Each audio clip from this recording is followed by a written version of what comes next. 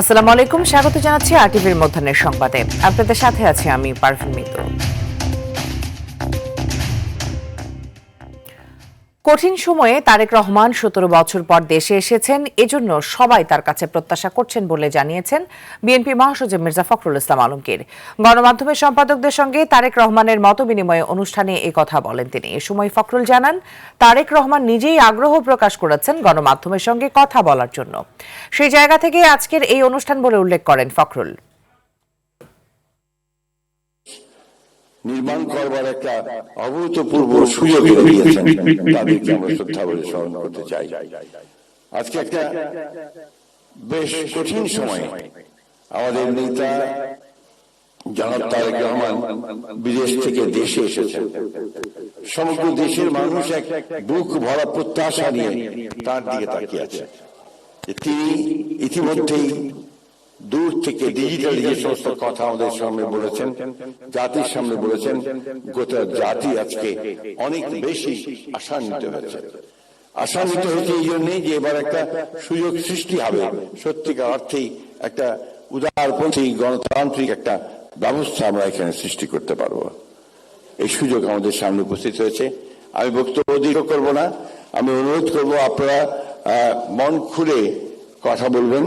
এবং যদিও তার কণ্ঠ কয়েকদিন ঠান্ডা লেগে আপনার একটু সমস্যা হয়েছে, তারপরেও তিনি আপনাদের সঙ্গে কথা বলতে অত্যন্ত উৎসুক। তিনি আমাকে বলেছিলেন যে আমি দীর্ঘদিন দেশে ছিলাম না, আমি একটু এই গণমাধ্যমের যারা আছেন তাদের সঙ্গে একটু কথা বলতে চাই। আজকে সেই সুযোগ আমাদের সামনে এসেছে, আমরা তাকেই সেই সুযোগটা দেবো ইনশাআল্লাহ। আর আপনাদেরকে অনুরোধ করবো, আপনারা যারা কথা বলবেন আপনার মন খুলে সংক্ষেপে কথা বলবেন। ধন্যবাদ। বনানী শেরাটন হোটেল থেকে সরাসরি যোগ দিচ্ছেন আমাদের সহকর্মী মাইদুর রহমান রুবেল। রুবেল, গণমাধ্যমের সম্পাদকদের সঙ্গে মতবিনিময়ে তারেক রহমান কি বলছেন এবং বিস্তারিত জানাবেন।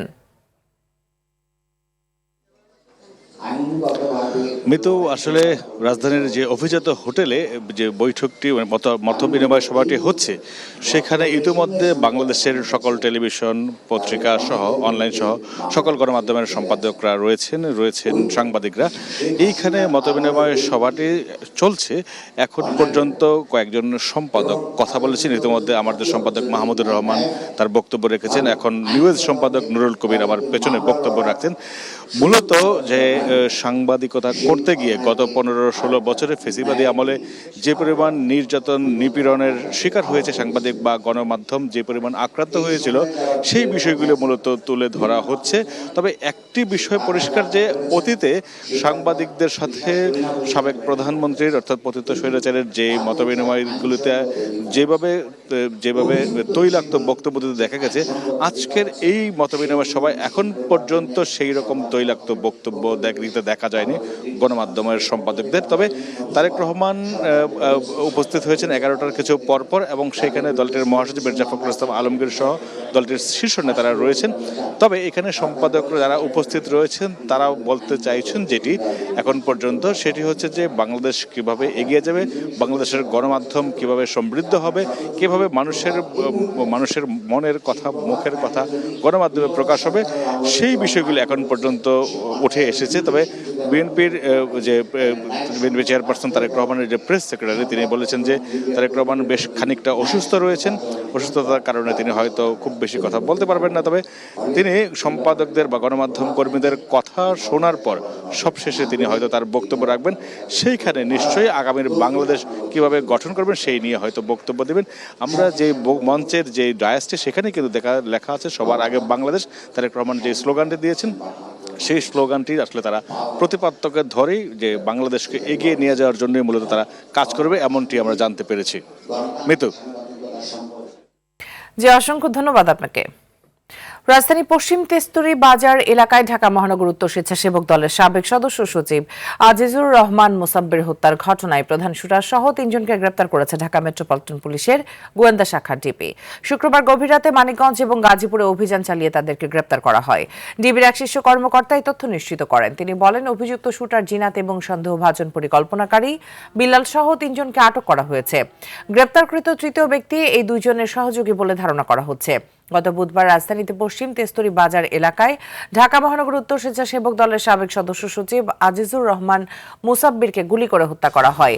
এ সময় বৃহস্পতিবার তেজগাঁও থানায় পরিবারের পক্ষ থেকে অজ্ঞাত 5 জনের বিরুদ্ধে মামলা করা হয়।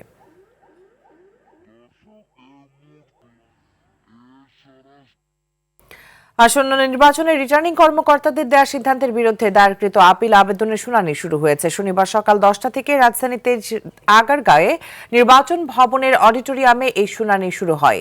শুনানিতে উপস্থিত আছেন প্রধান নির্বাচন কমিশনার এএমএম নাসির উদ্দিন সহ অন্যান্য নির্বাচন কমিশনাররা। প্রথম দিনে শুনানি হবে আপিল নম্বর অনুযায়ী 1 থেকে 70 নম্বর পর্যন্ত। শুনানি শেষে ফলাফল মনিটরে প্রদর্শন করা হবে এবং সংশ্লিষ্টদের ইমেইলে রায়ের পিডিএফ কপি পাঠানো হবে।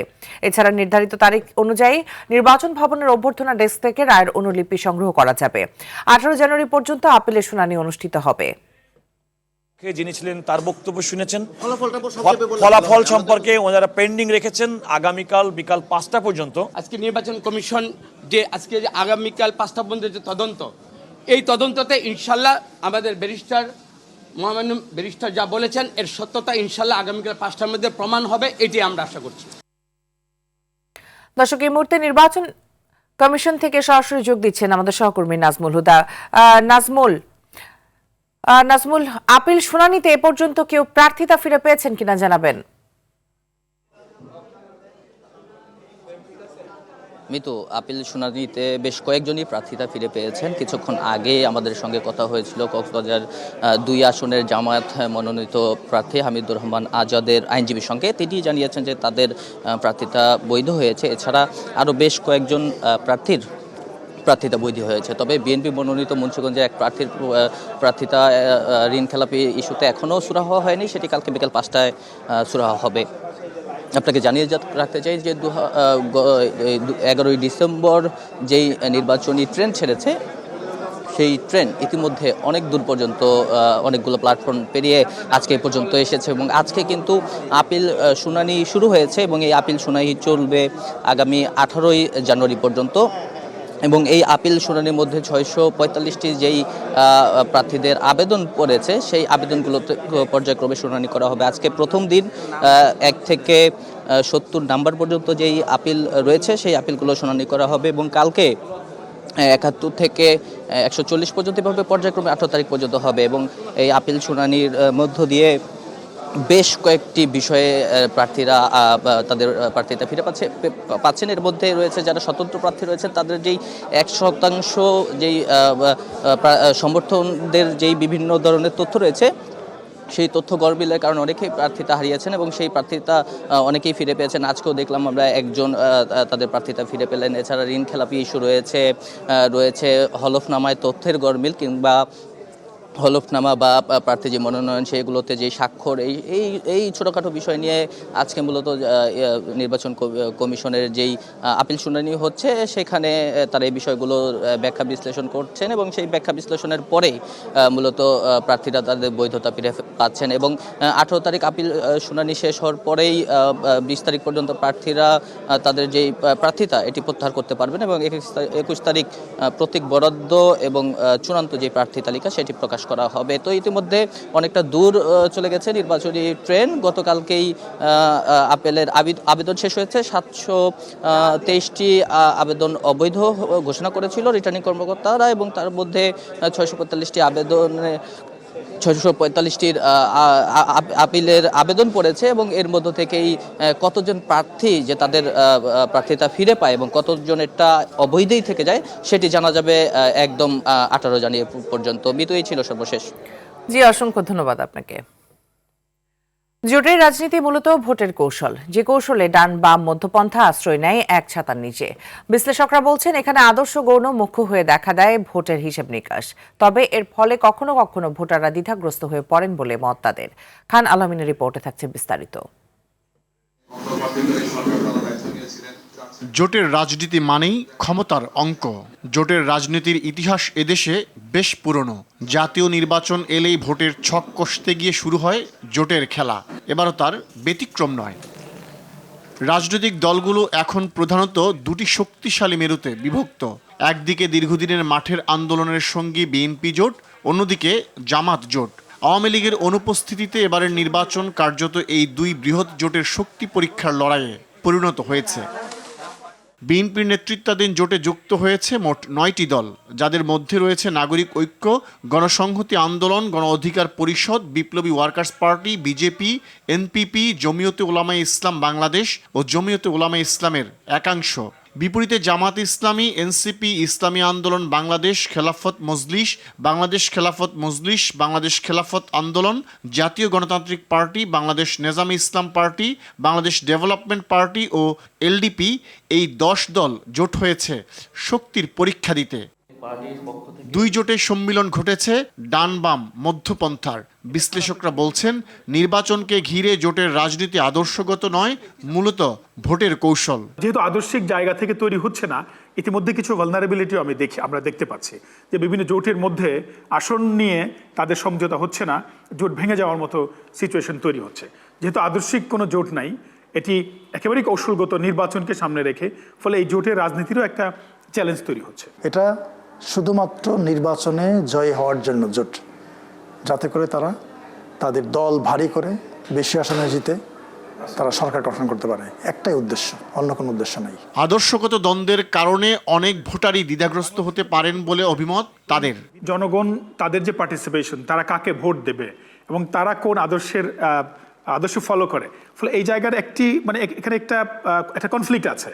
মানুষ আসলে কি দেখে ভোটটা দেবে? আদর্শ দেখে ভোট দেবে, নাকি রাজনৈতিক কৌশল দেখে ভোট দেবে, নাকি নির্বাচনী কৌশল দেখে ভোট দেবে? ফলে এটা জনগণের জন্য একটা চ্যালেঞ্জ হয়ে যায়। কিভাবে জোটগুলো হলো, কাদের মধ্যে হলো, এই বিশ্লেষণ যারা অ্যাটলিস্ট যারা শিক্ষিত ভোটার তারা এটা বিশ্লেষণ করে দেবে।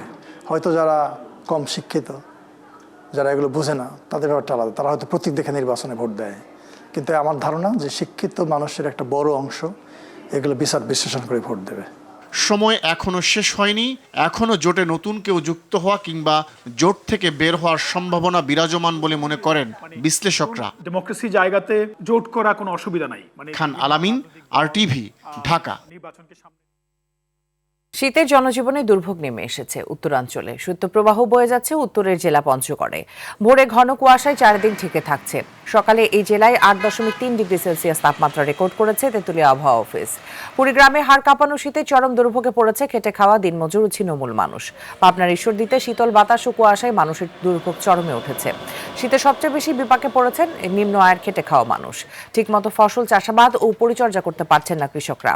দিনাজপুরে শীতজনিত নানা রোগে আক্রান্ত হচ্ছে শিশু ও বয়স্করা।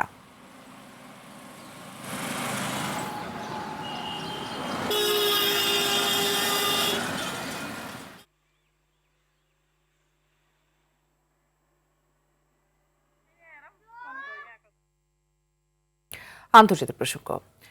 ক্যারিবীয় সাগরে আরও একটি তেলবাহী জাহাজ জব্দ করেছে যুক্তরাষ্ট্র। ভেনেজুয়েলার বিরুদ্ধে চাপ প্রয়োগের ধারাবাহিকতায় এই পদক্ষেপ নেয় মার্কিন সামরিক বাহিনী। শুক্রবার এক বিবৃতিতে বাহিনীর সাউদার্ন কমান্ড জানান, কোনো ধরনের সংঘর্ষ ছাড়াই ওলিনা নামক একটি তেলবাহী জাহাজ আটক করেছে তারা। তথ্যটি নিশ্চিত করেছে আন্তর্জাতিক সংবাদ মাধ্যম আল জাজিরা। এদিকে রাশিয়া এই জাহাজ জব্দের ঘটনাকে আন্তর্জাতিক সামুদ্রিক আইনের গুরুতর লঙ্ঘন বলে আখ্যা দিয়েছে। এর আগে চলতি সপ্তাহের শুরুতে ক্যারিবীয় অঞ্চলে এম সোফিয়া নামক আরেকটি ট্যাঙ্কার জব্দ করেন যুক্তরাষ্ট্র।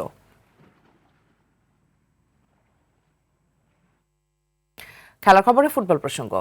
ক্যামেরুনকে 2-0 গোলে হারিয়ে 22 বছর পর আফ্রিকা কাপ অব নেশনসের সেমিফাইনালে উঠল মরক্কো। রাবাতের প্রিন্স মৌলে আবদুল্লাহ স্টেডিয়ামে ম্যাচের 26 মিনিটে গোল করে দলকে লিড এনে দেন Real Madrid winger Brahim Diaz.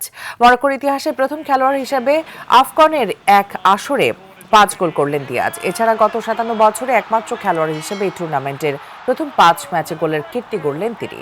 দিয়াজের পর ম্যাচে 74 মিনিটে গোল করে ব্যবধান দ্বিগুণ করেন ইসমাইল সাইবারি, আর এতেই 2-0 ব্যবধানে জয় নিয়ে মাঠ ছাড়ে উত্তর আফ্রিকার দেশটি।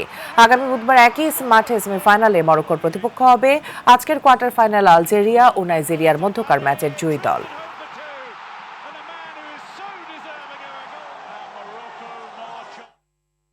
মধ্যাহ্নের সংবাদ এ পর্যন্তই। দুপুরের সংবাদ 2:45 দেখার আমন্ত্রণ রইল। ধন্যবাদ সবাইকে।